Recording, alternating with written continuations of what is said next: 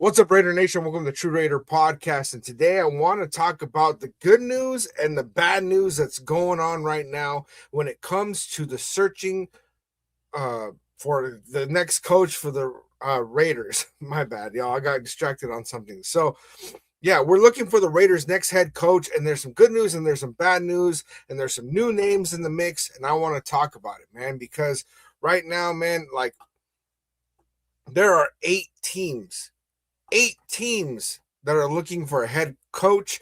There's a lot of good names in there. There's people saying that like this is like the first time that they've seen so many big name coaches out there, and so I want to talk about the good, I want to talk about the bad, how this benefits the Raiders, how this is bad for the Raiders, all of that. So salute to y'all. All right, so let's go ahead and get into it, man. And I don't have these coaches ranked. I have some information. I'm not doing the super deep dive into them, but let's go ahead and talk about it. I'm going to share a screen over here on YouTube. If you're on TikTok, I apologize. I'm not able to do that. Thank you to my son for hitting them double taps. I appreciate that, man. All right, so let's go ahead and pull this up. Cool. Showing on the screen. So the first coach that I have up here, and it's because the news broke today where Steelers head coach Mike Tomlin has resigned or stepped down from the Steelers after 19 years, never having a losing season in 19 years.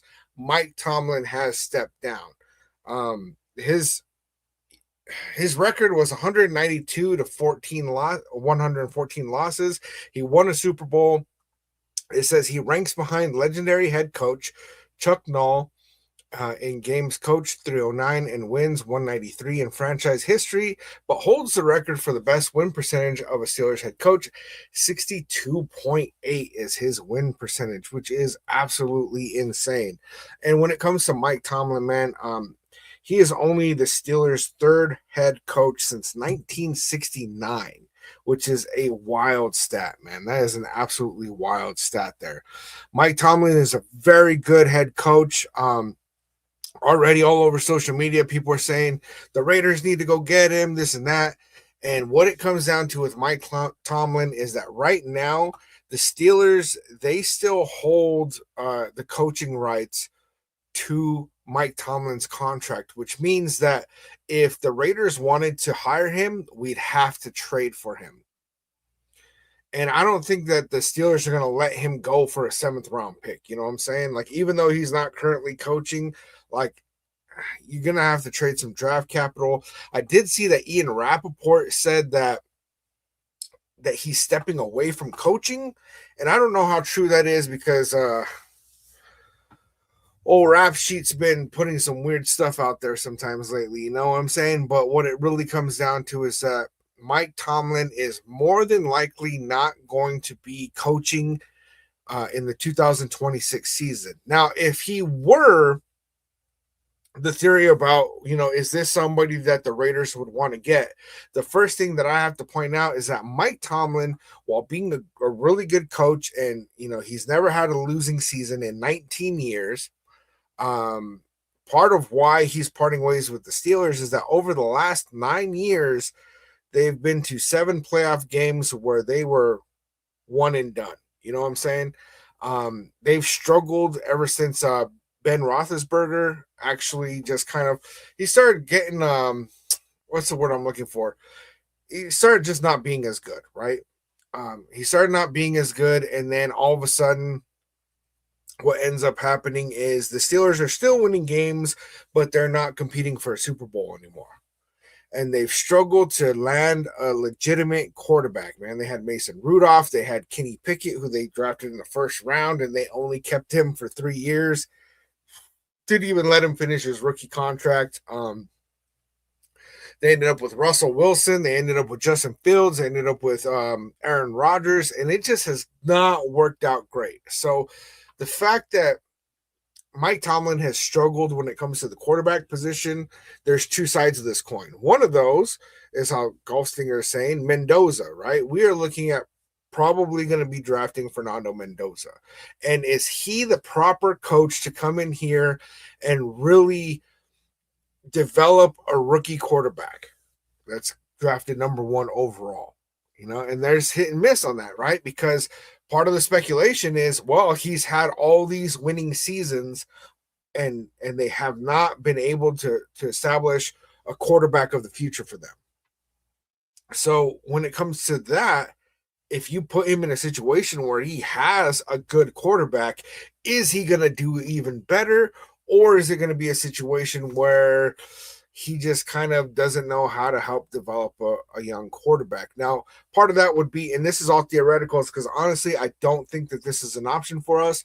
But what it would come down to is, who would he land as an offensive coordinator and a defensive coordinator for the Raiders?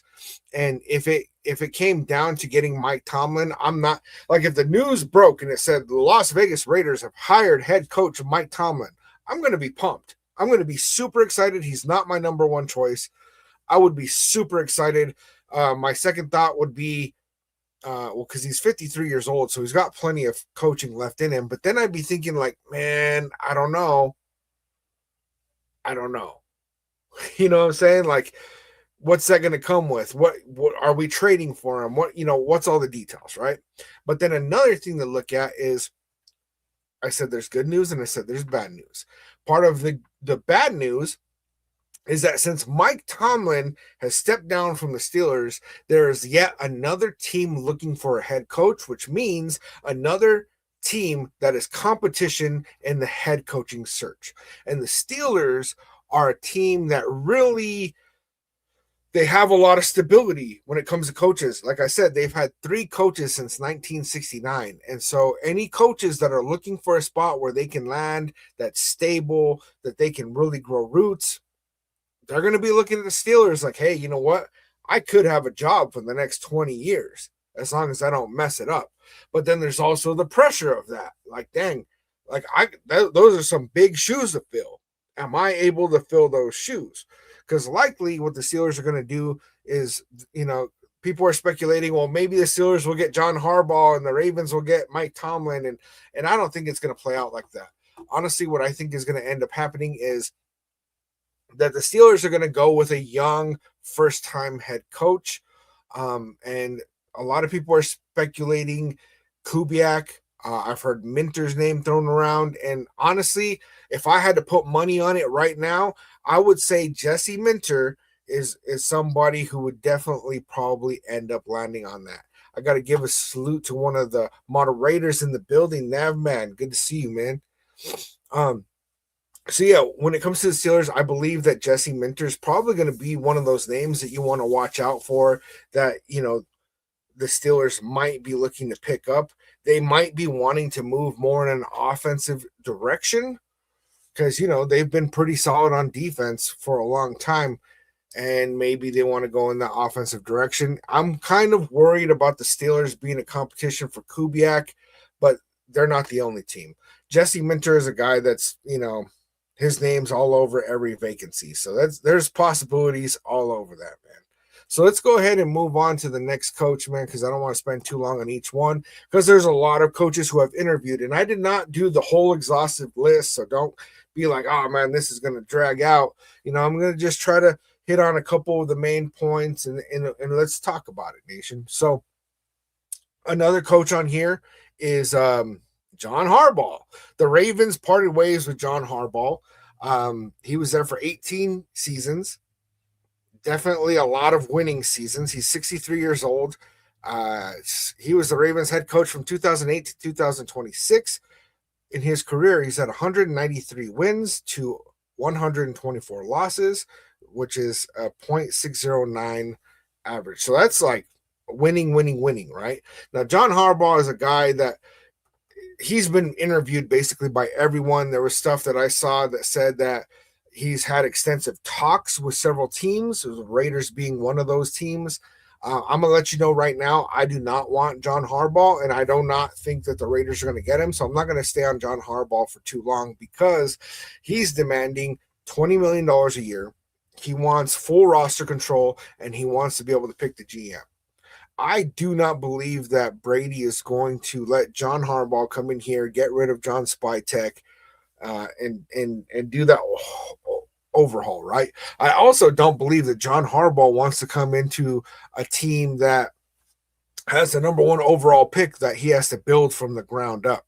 I think that he's going to be going more towards, if I had to put my money on where John Harbaugh lands, I would say the Miami Dolphins. He's very good friends with the owner of the Miami Dolphins. They're an 8-9 team this year. They don't have nearly as far to go. That's kind of a plug and play situation where he can jump in and start winning games and competing for the playoffs year one. Honestly, I believe John Harbaugh ends up over there. The next guy on our list is Davis Webb. So Davis Webb is a guy that, when it comes to Davis Webb, I don't know too much about him, right? All I know is that people really got really excited when his name came up. And so I'm not really exactly sure. And you know what? When I put this thing together, I forgot I wanted to put coaching trees on here. And I totally did not do that, man. So we're just going to roll with the punches, man. He's been interviewed by the Raiders and the Ravens. I think that he's been interviewed by more teams than that. But when I was looking through, I couldn't really find definitively other places that have requested interviews from him or have interviewed him. It was actually kind of messy when I was trying to look through it, right? But this guy, he's at the Denver Broncos right now. He's been their offensive pass game coordinator and quarterbacks coach since 2025. Prior to that role, he started with the Broncos as the team's quarterbacks coach in 2023. He also did play college football. He was drafted to the Giants. He was a third stringer, didn't really get much play time. But he's one of those names where people are pretty excited about. And honestly, I do see Davis Webb as a guy that's either going to land a head coaching job somewhere, especially because of all the vacancies, or he's going to end up being an offensive coordinator somewhere. So this is a name to keep an eye out for. I see a lot of people in the comments on my videos and things like that saying Davis Webb is our guy. We need to go get him. I'm not thoroughly convinced, but I also do not have enough information at this time. I believe he's 30 years old. I do like the idea of a younger offensive-minded head coach, and this is another guy where if they announced Raiders have hired Davis Webb as their head coach, I wouldn't be upset about it, but I'd be like, well, okay, I got to do a deep dive. I got to learn some more about this guy because I really do not, know enough. Yeah, so, yeah, man, I agree that, I believe that the Davis Webb interview, because we did already interview him, I think that they're also kicking the tires on offensive coordinator and seeing what that would look like. I do believe that they do want to bring in their head coach and then have their head coach, they can say, hey, we've met with these guys, and what do you think about them? Are they on your radar? You know what I'm saying? Because if you go and you hire a head coach and you tell that head coach, by the way, we already picked your offensive coordinator and we already picked your DC, and that's not going to go over too well. We've seen situations like that for the Raiders in the past. You get a GM that comes in, Tom Telesco, and they're like, by the way, Antonio Pierce is your head coach. So it doesn't go over so well. So I think that they're kicking the tires on a lot of these guys because most of the people that we've interviewed, I don't actually think they're looking at bringing them in as a head coach. I do believe that they're trying to see who they could bring in as, some other coordinators or other coaches on the staff. So let's go into the next guy, which is my personal favorite. And this is Seahawks offensive coordinator Clint Kubiak. Now, Clint Kubiak, he's being interviewed by everybody: the Raiders, the Ravens, the Cardinals, the Falcons, the Dolphins, the Giants. I haven't seen anything about the Browns for him. Best believe that he's probably going to get an interview with the Steelers. I really hope not, because I believe that the Ravens and the Steelers are the biggest threats to take Kubiak away from possibly landing with the Raiders. And, I've seen so many people saying, well, why would Clint Kubiak want to coach the Raiders? That's very simple. If Clint Kubiak really likes Fernando Mendoza, he can walk in here and be like, you know what? I get to start with a quarterback, because everybody's like, oh, we just keep firing coaches. Yeah, because we haven't had a quarterback. So if we actually have a quarterback, then we'll see what that looks like. Yeah, and I agree now, man. It's, having to wait until the Seahawk season ends really sucks about the Kubiak thing. And honestly, I don't know if it's better for us if they go and they win the Super Bowl or if they lose in their very next game and then he's available. You know what I'm saying? Because if they lose and then it's like, boom, Raiders hire Clint Kubiak like 2 seconds later. You know what I'm saying? Like it could be like that. Or it could be that he's like, kind of like how Ben Johnson was, right? Where he was like, I don't want to come out and coach yet. I kind of have some unfinished business. I want to be an offensive coordinator here in Detroit again when he was with the Lions for one more year. And so that could be a situation with Clint Kubiak. If they lose in the playoffs, he might be thinking, man, I really want to run it back with the Seahawks and see if we can get that trophy. Or, he might be like, you know what? Okay, good. I'm done.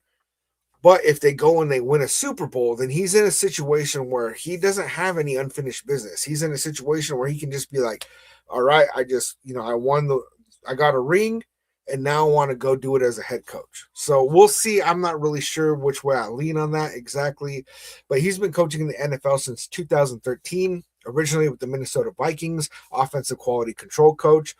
He did assistant wide receivers coach, a lot of quality control, quarterbacks coach, offensive assistant for a couple years with the Denver Broncos, went back to the Vikings to be their quarterbacks coach again, and then he was the offensive coordinator with Minnesota in 2021, which if you guys remember, Minnesota in 2021, that went pretty damn good, right? And then he went over to the Broncos 2022, offensive pass game coordinator and quarterbacks coach.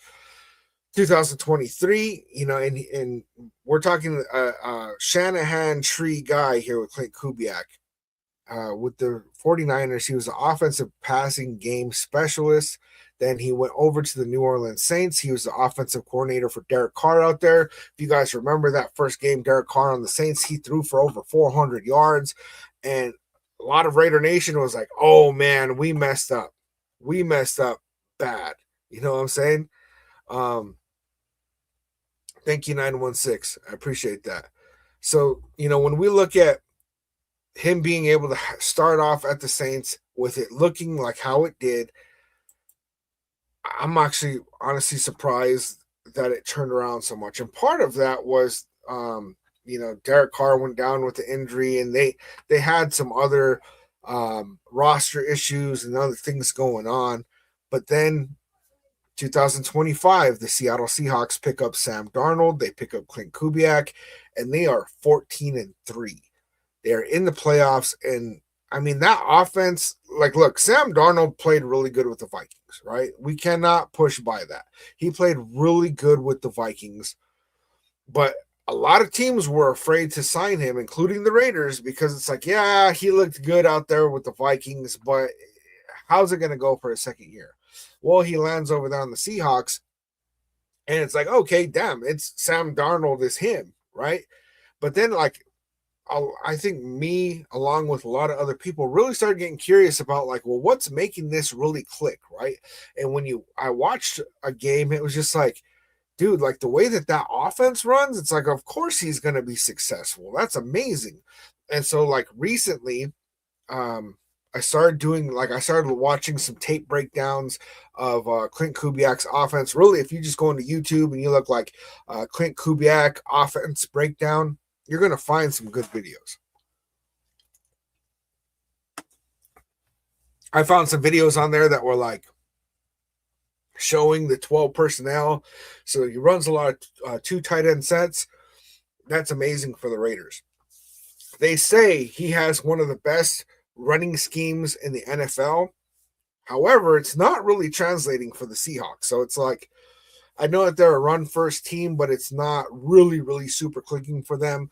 But the speculation is that it would really click with a running back like Ashton Genty. It would be really good for him. A lot of good blocking schemes. And when you're running 2 tight end sets with Brock Bowers and Michael Mayer, you have a young kid like Fernando Mendoza who is incredibly accurate. He throws, a lot of back shoulder balls. He can place the ball where only his guy can get it. You put him in Clint Kubiak's offense, and I'm telling you guys, I would be absolutely amazed if it was not successful. And I'm sorry, chat, that I'm not really hitting the chat too much. I want to get through this thing, and then I want to, ask you guys about your opinions real quick. I don't want to get too overly sidetracked. You know what I'm saying? Because I'll end up on a tangent, bro. I see some of the chats, and it'll be about something completely unrelated, and I'll go off on a 20-minute rant. So I'm gonna try to stay a little bit focused, but all in all, when it comes down to is that Clint Kubiak, after all of the stuff I've looked into, and I haven't dove into every single available head coach like extensively and watched all this stuff and interviews and things like that. Of those who I have, Clint Kubiak really strikes me as the absolute best candidate. And the biggest one is he going to be willing to come to the Raiders? And I think that there's a couple of good selling points. Spytech, he came out in his presser after Pete Carroll was fired, and he said, we don't want somebody that's going to come in here promising 10 wins. We are going to build this thing right. What he was communicating, not only was he kind of taking a shot at Pete Carroll, but what he was communicating was, we are not expecting the person who comes in to coach this team to win right away. We are expecting somebody who's going to take their time and build this thing right. And so if I'm Clint Kubiak, I'm hearing that. And I'm saying, look, this is a good opportunity, because the offense that he runs, that 2 tight end sets, that's what Tom Brady really thrived in, right? And it's like, I have an opportunity to get with the GOAT, have some stability, work with the number 1 overall pick in the 2026 draft, which if it's Fernando Mendoza that he likes, that's who it's going to be. I mean, let's face it. The Raiders are not going to do anything besides draft Mendoza. Period, right? So I'm going to go ahead and talk as if that's already our quarterback. But Clint Kubiak comes in here. He's going to be able to coach Mendoza. We already have a first-round running back. We already have Brock Bowers and Michael Mayer. We have some good offensive linemen. That's the area that's going to need to be tweaked the most out of our offense. And then we have some good supporting receivers. And if you look at drafting Fernando Mendoza, and then you're able to pick up like an Elijah Surratt or a comparable receiver like that in the second round, well, then all of a sudden you got the weapons to be able to thrive on your offense. And it's not going to take too much to clean up this offensive line. I'll say it again. You put Colton Miller at left tackle. You move DJ Glaze from right tackle over to left guard. You put Jackson Powers Johnson at center. You put Caleb Rogers at right guard, and then you put Charles Grant at right tackle. And I'm telling you that offensive line will absolutely demolish the offensive line that we had this year. Could it get better than that? Yes, it can. And there's a couple of good offensive linemen that are going to be available in free agency. And if any of them are replaceable by somebody that's better, you do it. Absolutely do it. You don't waste any time. You just go do it. Because there's nothing that we need to spend money more on. The only other thing that I really want to spend money on besides that would be run stoppers. Make teams beat us with their arm. Our secondary, it's not super great, right? But if you putting pressure up the middle, you're being able to stop the run game, well, you change the game. All right, let's go ahead and move on to our next coach, man. So this one is Kevin Stefanski, Browns head coach. This guy, 2-time head coach of the year. He's interviewed with the Raiders, the Dolphins, the Falcons, the Titans, and the Giants.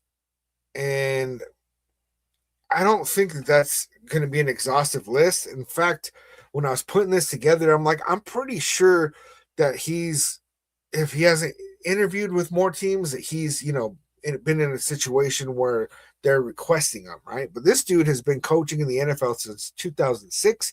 He was with the Vikings from 2006 until 2019. And it's all assistant to the head coach, assistant quarterbacks coach, tight ends coach, running backs coach, quarterback coach, offensive coordinator. And then he went over to Cleveland as their head coach in 2020. And right out the gate, they were 11-5, and then they were 8-8, and then they were 7-10, and then 11-6, and then 3-14 and 5-12. They've had a lot of issues that came from that Deshaun Watson deal, which, if I understand it correctly, and I don't know the Browns that well, I think that he inherited that shitty deal and just had to try to make it work. But Stefanski is a guy that I am personally not interested in. Um, there's a lot of weird things that have come from this situation with the Browns, where it's like, how do you go from being like an 11 win team to 7-8, and then back up to 11, and then down to 3-5? Like, it's just, there's some things that are really not working well for him over there. And he's one of the highly touted head coaches in this cycle. And I'm glad that he's out there, because some other team is going to pick him up, whether it's the Giants or, heck, it could be the Dolphins. It could be the Ravens. So we'll see how this ends up going for Kevin Stefanski. This is not a guy that I think the Raiders are really going to get, even though we have interviewed him. If they announced it that the Raiders have hired Kevin Stefanski, my initial reaction is going to be kind of upset. And then I'm going to really take some time to look into him, and then you'll see me putting videos all hyped up, like, actually, I see a lot of good stuff about him, right? But where I stand right now today, that's not a coach that I want.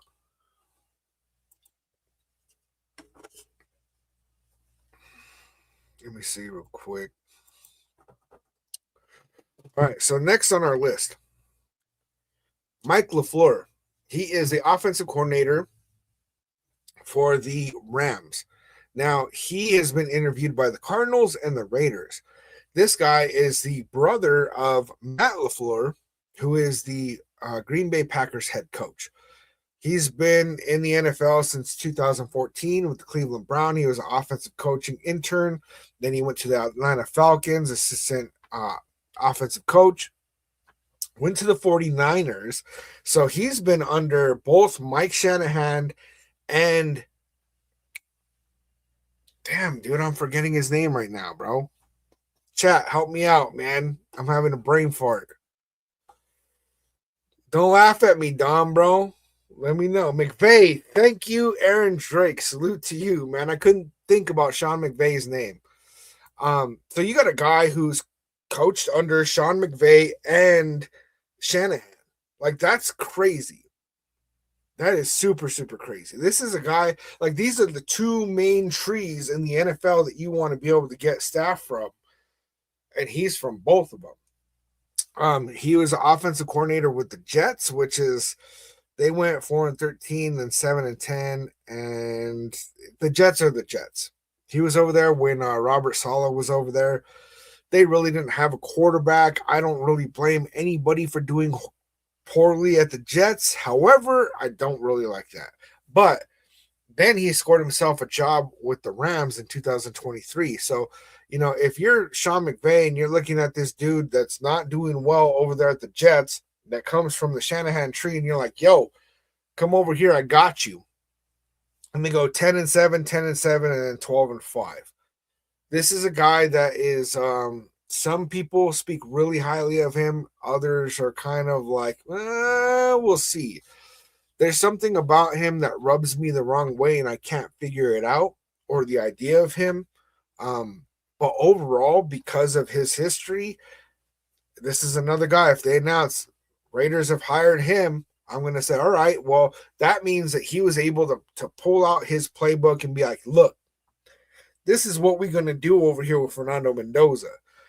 And that means that John Spytek and Tom Brady said, yep, that's our guy.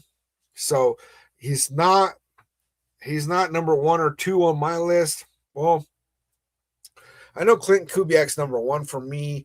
After that, it gets a little messy with some of the other potential coaches, and where I stand with him is he might be in the top 5. He actually might be in the top 5. Like I said, I didn't have him numbered or graded, so we'll see how this goes. So there's a theme that's going on over here in the NFL, and that is Rams defensive coordinator Chris Shula. So all these guys from the Rams are interviewing for head coaching spots all over the NFL. It's very interesting. So he's been interviewed by the Raiders, the Cardinals, and the Titans. Starting NFL with the Chargers in 2015, defensive quality control coach. He went to assistant linebackers coach with the Rams, and he's been with the Rams since 2017. He's jumped around different defensive coaching positions until he landed a defensive coordinator position in 2024 and 2025. It's been a good defense, honestly. Me personally, and I'm going to just, reiterate this. I personally do not want to hire a defensive minded head coach. I don't.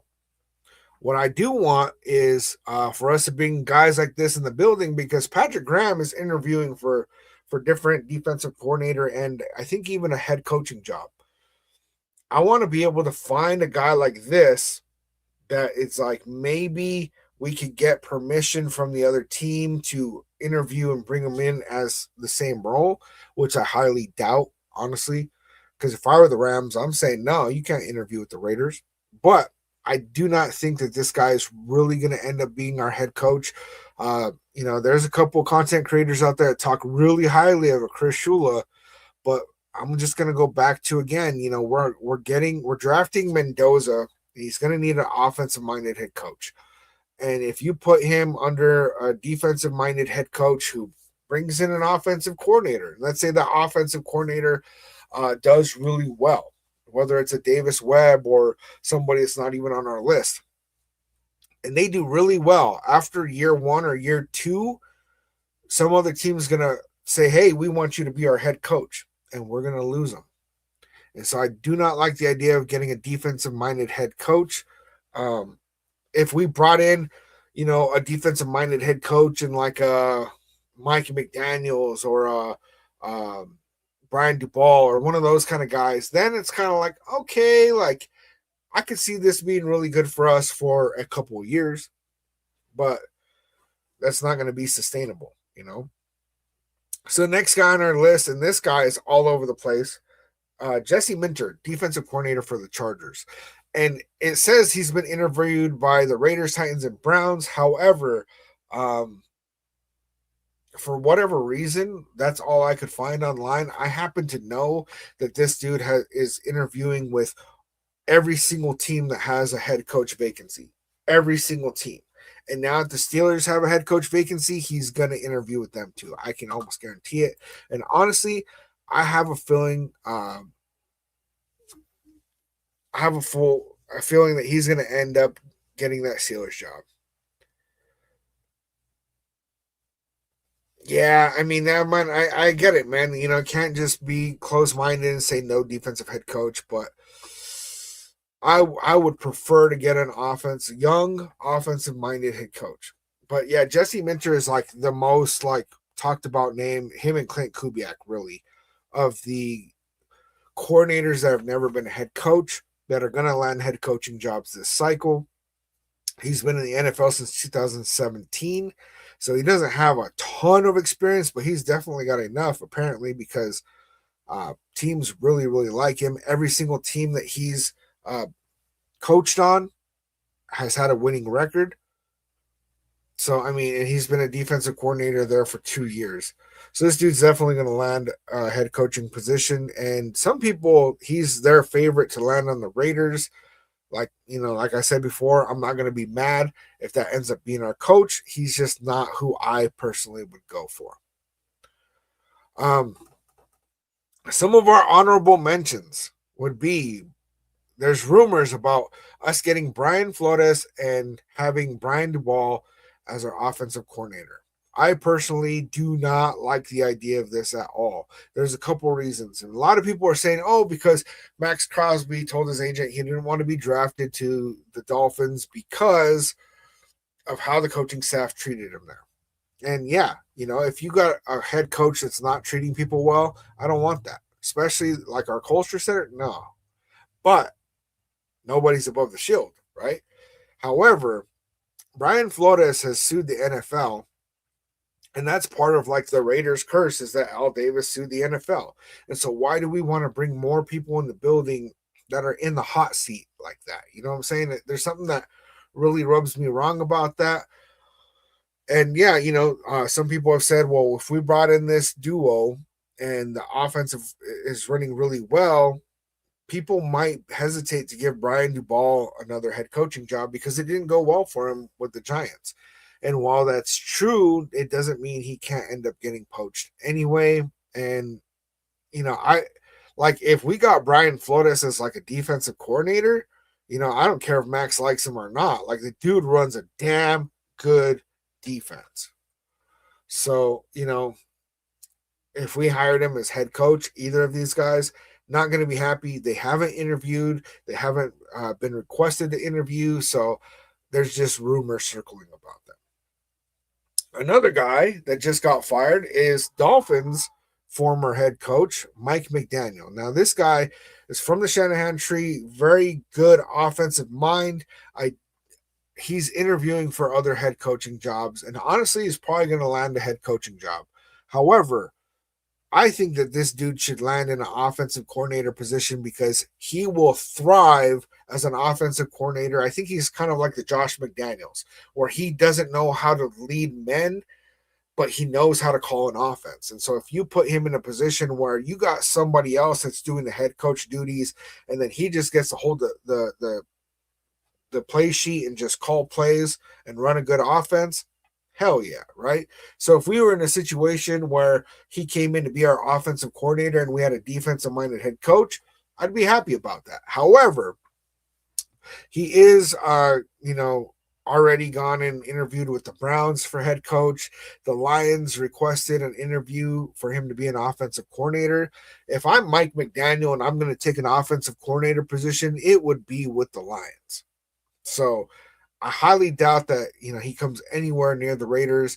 The Raiders haven't requested an interview with him or anything like that, but he's another name that's out there. Some of our other honorable mentions, I can't even say this dude's name. Panthers defensive coordinator. We've already interviewed all these people, by the way. Jeff Hafley, Packers defensive coordinator. Vance Joseph, Broncos defensive coordinator. Matt Nagy, Chiefs offensive coordinator. And Nathan Shilhassi, Rams pass game coordinator. Now, these are all very interesting names. However, I didn't even put their picture up or any of their history or anything because I do not believe that we are going to offer any of them a head coaching job. At this point, we have already satisfied the Rooney Rule. So if we wanted to make a head coaching hire, we could. If you're not familiar with the Rooney Rule, you have to interview at least 2 minorities for when you're interviewing head coaches. So, that's where we are. We've already satisfied that. But who do you want to be the next Raiders head coach? You guys, sorry, man. I've been on my soapbox for damn 38 minutes, just kind of going off. You know what I'm saying? But like I said, man, I get sidetracked so damn easy. So what's going on in the chat, man? David King said one thing that needs to be addressed is the fact that the Raiders are lucky to get anybody at this point in time, 68% fan base of the other team since they moved to Vegas. And that is a great point, right? Because when you got a head coach that's looking at like, who am I going to coach? They look at the Raiders and they're like, Raiders have had no stability when it comes to head coaches. I think we've had 6 in the last 5 years or something like that. It's like a ridiculous stat. And then they're also looking at like, well, let's see, we do not have home field advantage. We do have a great stadium, and we do have the number 1 overall pick. We have some decent weapons. We have a lot of building to do. And some people are going to like the fact that we have, I think it's 25 free agents. Don't quote me on this. I think it's 25 free agents, which is absolutely great if you're a guy that's like, hey, I want to get with the GM and absolutely build this roster, bring in all my own guys. One other honorable mention I want to put out there is Kurt Cignetti, who is the head coach of the Indiana Hoosiers. I made a separate video about that. You can find that on my page. I'll link it to the end of this video. But, this is a guy that everywhere he's gone, he's turned these teams around and turned them into winning teams. And he's already familiar with Fernando Mendoza. And it's like, if he's a guy that's like, if he wins the national championship on the 19th in college football, and then he's like, you know what? I've already won this one. I want to go see if I can win in the NFL as well. He'd be somebody to look out for. However, I don't think he'd do it. He's already like 64 years old.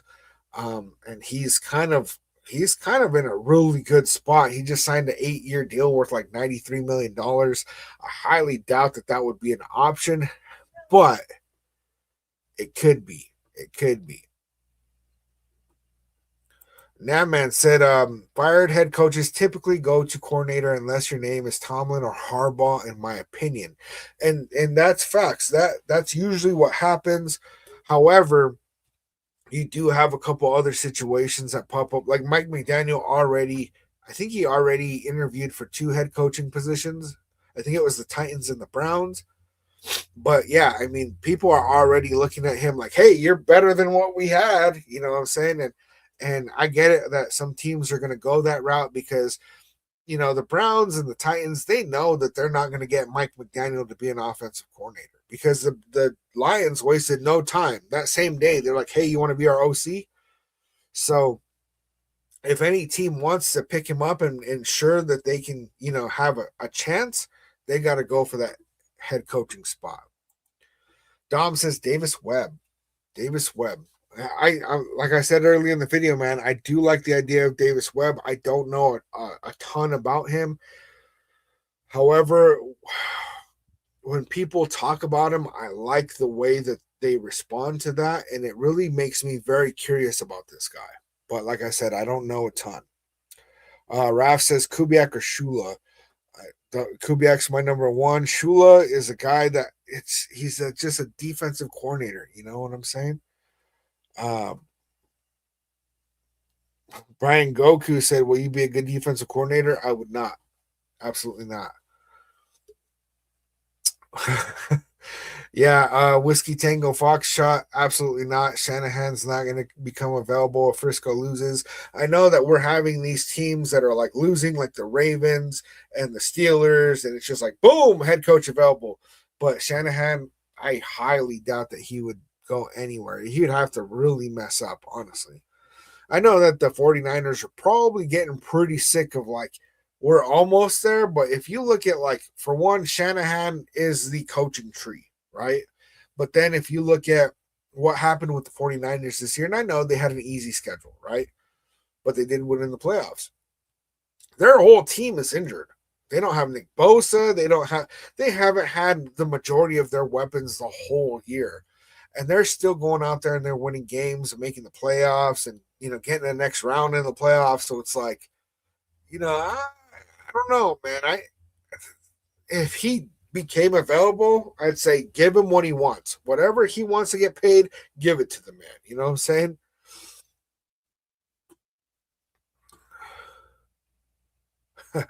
That man said, it's crazy that 2 head coaches let go with 37 years total and both Super Bowl winners, but I'm not interested in old philosophy. So there's a trend that's happening right now. And you could tell when Mike Tomlin's walking away, when the Ravens are parting ways with Harbaugh, it's like there's this idea, I believe, that, you know, people are thinking that some of these older coaches, it's like the game has kind of passed them by. The game has significantly changed since Mike Tomlin and John Harbaugh became coaches. It has changed a lot. So I think it's really breaking way for a lot of these new younger minds. And then, you know, we're seeing a lot of success out of these younger coaches. I mean, shit, Mike Tomlin was 35 when he became the Steelers coach, you know? So it's like, I really think that there's something to that. Absolutely something to that.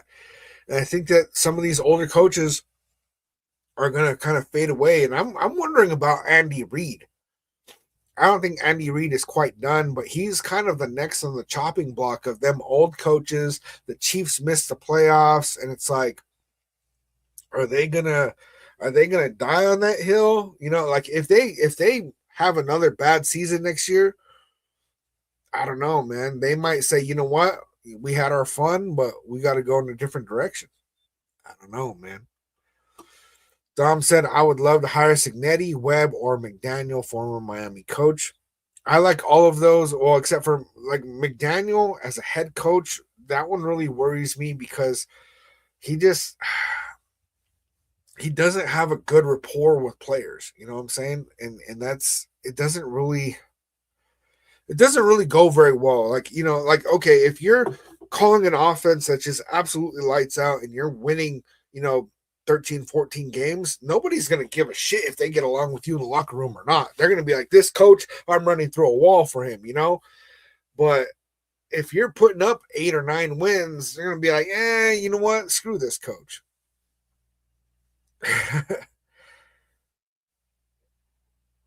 Raider D510. I would rather have Gruden back. John Gruden is definitely not a coach that I would want back.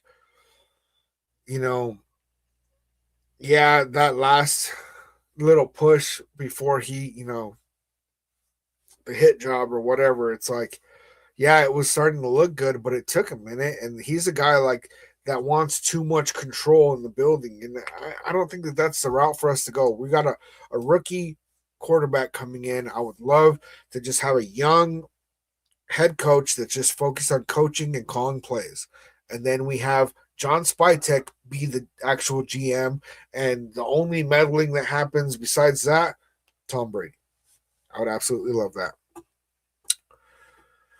Snapman, you got a point. Matt LaFleur's job is not safe at this point.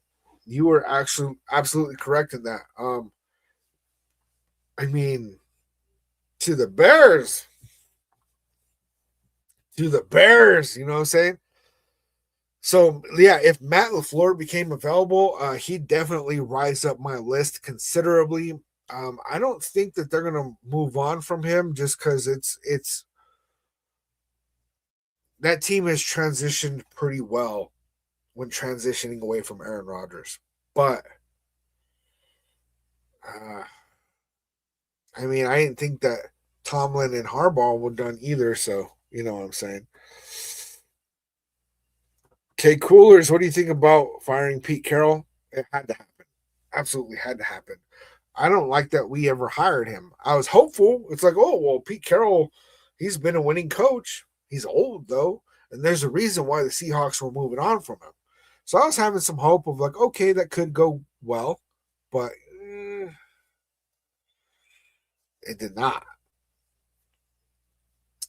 Western Unity said Fernando Mendoza first round, Jennings Dunker in the second, Clint Kubiak, and Brian DeBall. I like the pairing up of Clint Kubiak with an experienced offensive coordinator. I really like the idea of Clint Kubiak and then Mike McDaniel as an offensive coordinator, 2 Shanahan guys. But honestly, what we'd probably more likely is to end up with a Clint Kubiak head coach and Davis Webb as an offensive coordinator. Any of you guys that like to clip videos, clip it right now because that is my prediction. Or maybe that's what I'm hoping for. But I'm saying Clint Kubiak head coach, Davis Webb as an offensive coordinator. I really, really like the idea of that. But yeah, Jennings Dunker, he would be a great lineman for the Raiders. However, I think that we already have the tools, and Pete's son is just such an awful offensive lineman coach that he wasn't being able to get it done. We had John Spytek sitting in there with Ashton Genty and Geno Smith, and they're sitting in there with the offensive line, and they're basically John Spytek was coaching the offensive line there at the end.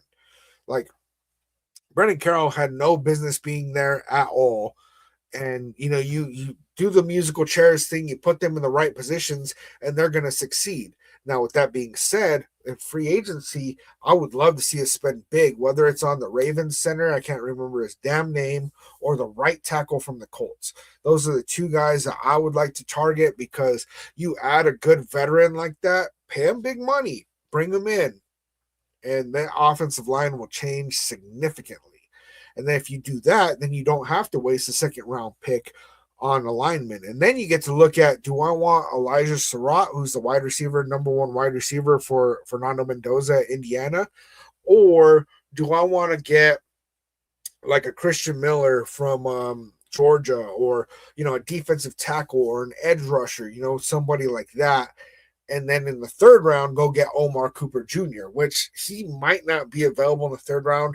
If you look at the mock draft simulators, all the Indiana players, Elijah Surratt just jumped up to the second round. He was in the third and fourth round, like for weeks. And then Omar Cooper Jr. was like sitting in the fourth round. Now he's kind of moved up to the third round. He might jump up to the second as well. And then Pat Coogan, who's the center there for Indiana Hoosiers, he's going to be a UDFA according to those mock draft simulators. He's like ranked like 240 something, or I'm not even sure. And that's like insane to me. I don't know what's going on with my kid in there. I don't know if y'all heard that. It was crazy. So yeah, I mean, Pat Coogan is a center that Fernando Mendoza credits him with really being able to read defense as well. And so this is a guy that he should go way, way higher, like third round at the latest. But there's a lot of those Indiana Hoosiers that now, especially if they win the Natty, a lot of them are going to move up the draft boards. But I personally would love to see us pair Fernando Mendoza with his number one wide receiver, Elijah Surratt, because they have that chemistry, they have that timing. And Elijah Surratt on our team is an ex-wide receiver. I think he's like second in all of the wide receivers for receiving touchdowns in college football right now. Don't quote me on that, but I'm pretty sure I heard that. But yeah, I mean, hopefully nobody takes him at the back of the first. You know what I'm saying? But I have a feeling he'll be available. We pick at pick number 36 in the second round. I would love if we could like trade back or trade back into like either trade back from 36, pick up more draft capital and get Elijah Surratt in like the 40s, 50s, or if we pick somebody at 36 and then trade back into the second round because we have 3 fourth round picks, and then go get Elijah Surratt at the end of the second round. But honestly, I have a feeling that we need to grab him at 36 if we want him, Let me see. I'm getting kind of behind on all the chats, man. Raiders Scooper. So you think the Raiders are going to let Crosby go? I do not. I absolutely don't think Crosby's going anywhere. Crosby posted this whole thing that was very vague, right? And I showed it to my wife. My wife's a Steelers fan, but she really likes Max Crosby. And she was like, what does that mean? It's like, while it looks very vague and he's like talking about like basically, how this is going to be good. He posted a picture of him and a picture of Kobe Bryant, right? And he always looks up to Kobe Bryant, but the piece about that is like the subtle hint. Kobe Bryant played his whole career for the Lakers. And I know somebody's going to jump in and say Kobe Bryant was drafted to the Hornets, and then before he ever played a game, there was a trade that happened, right? Yes, I know that, right? But once he started playing in the NBA, Kobe Bryant played for the Lakers his entire career. And I feel like that's the message that Crosby was trying to send out there is like, I ain't going nowhere. And I would love to see that, man. Let me see. I think the Eagles got rid of their OC as well. See, Natman said Andy Reid and the Chiefs' next best resume to run or Reid is done. So yeah, I mean, the thing that scares me about where the Chiefs are drafting right now is that they might end up with Jeremiah Love from Notre Dame, and that could be crazy. That could be really, really crazy. Now, man, if you think about it, Matt LaFleur really hasn't won shit in Green Bay, truthfully. That's true. That's true.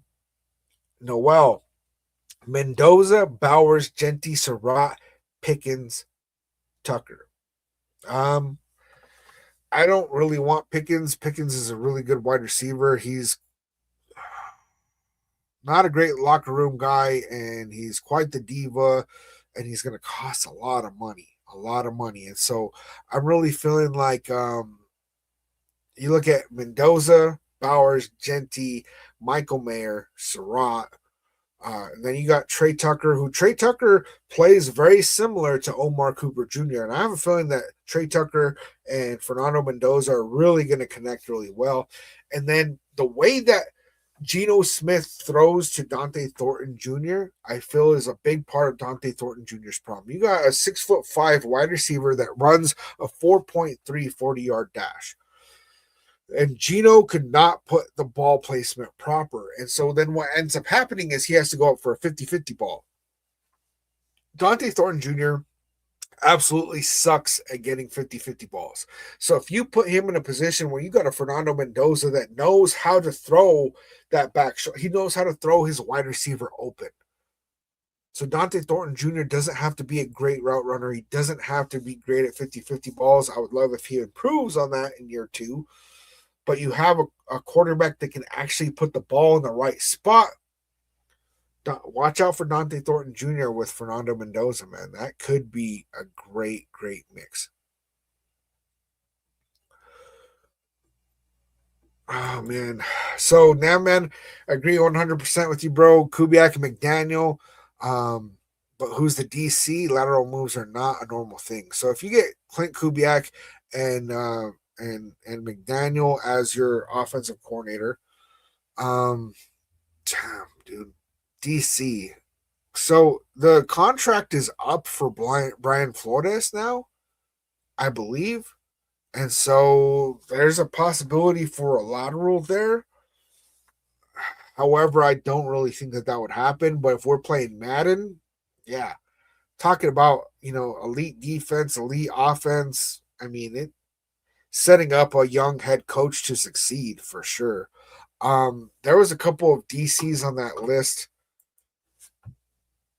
that we did interview. Jeff Halfley, the Packers DC, Panthers DC, Vance Joseph, and I don't think that any of those are going to be available.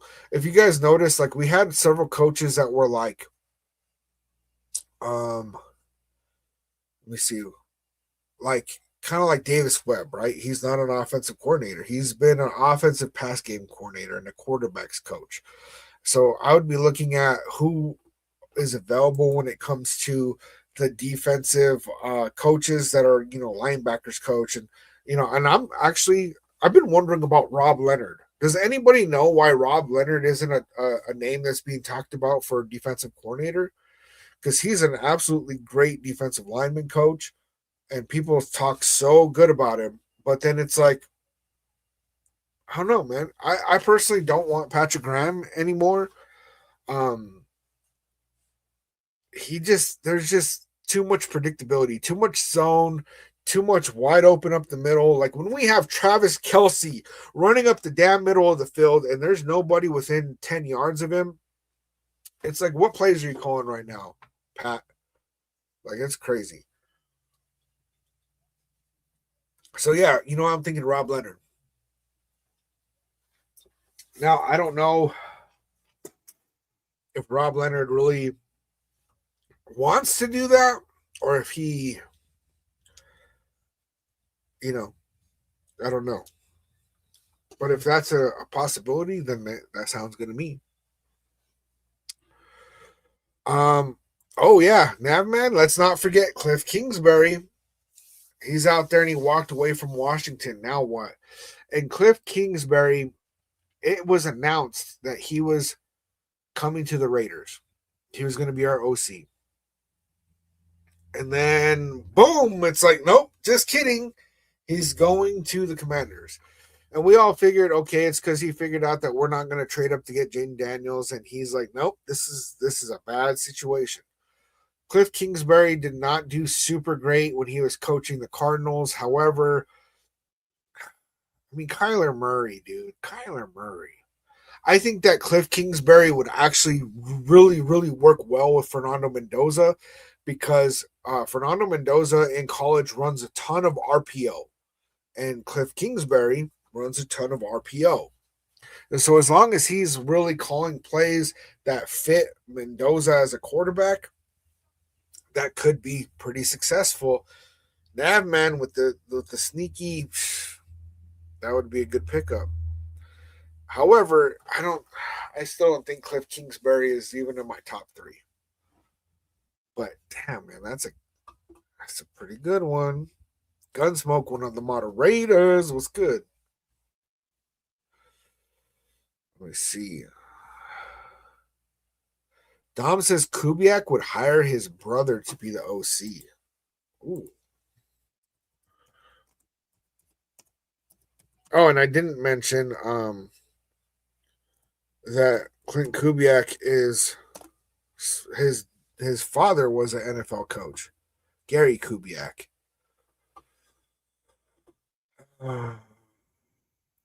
Who's his brother, man? Klein? Oh, Klein is a scout for the Cowboys. Does he have another brother?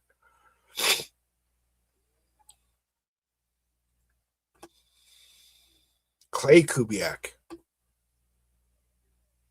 Clay Kubiak. Offensive coordinator for the 49ers. In his fifth season with the 49ers and his first as the team's offensive coordinator, he spent the 2024 season as San Francisco's offensive passing game specialist and served 2 seasons, 22 and 23, as the 49ers assistant quarterbacks coach after spending 2021 season as a defensive quality control coach with the team. Huh. That is interesting. And that's a lateral move. However, when it comes to your brother, and the Kubiaks have a relationship with Shanahan, like they might be able to get permission to do that. That is hella sneaky there, Dom. That is hella sneaky there. God damn, I like that. Like, okay, so I have a brother and we're very close in age, right? And I really miss like when we like played sports and stuff like that growing up. Because there was this thing where we had this chemistry as brothers where we could just understand what the other one was going to do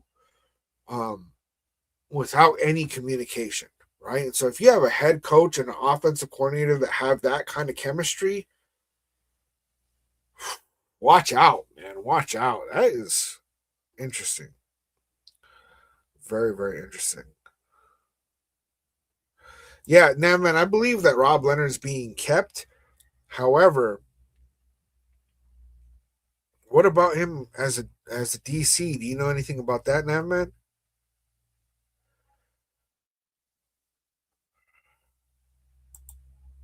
Oh, you're going off about Kingsbury on this one. I'm a little bit behind on the chat. So that man said, I heard that Cliff Kingsbury wanted to leave Washington because Jaden Daniels' development was mishandled. Yeah, like I guess that between him and Dan Quinn, who's the head coach of the Commanders, that they had a disagreement on like the direction of what should happen with Jaden Daniels. And I'm not really sure who's in the right, because I mean, Kyler Murray is Kyler Murray, right? And Cliff Kingsbury used to coach Kyler Murray, who was a number one overall pick. And so it's like, is that, I don't know, man.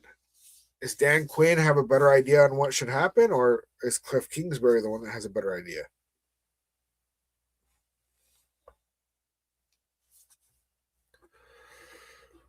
Let me see.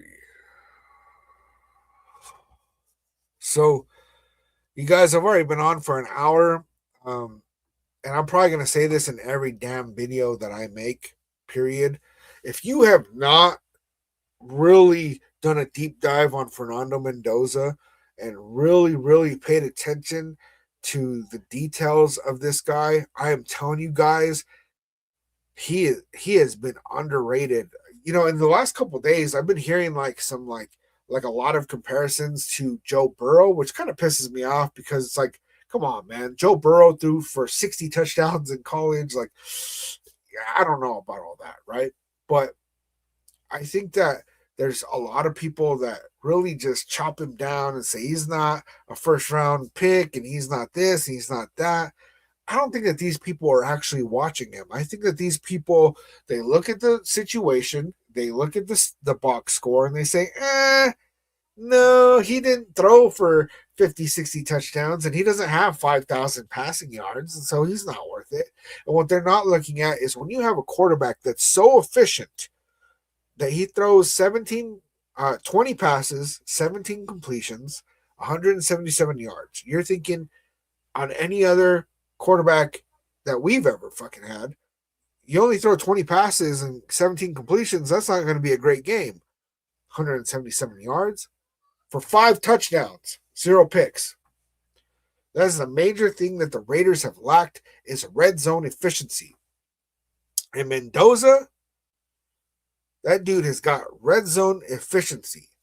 And he can run in with his legs. He's got 6 rushing touchdowns as well. Get Fernando Mendoza like your life depends on it. All right, nation. Love you guys. I'll be, you know what? I'm going to be live for the college football championship, the Hoosiers against the Miami Hurricanes. I will be live for that game Monday the 19th. So come check it out. Like always, nation, I love you guys. I'm going to catch you on the next one.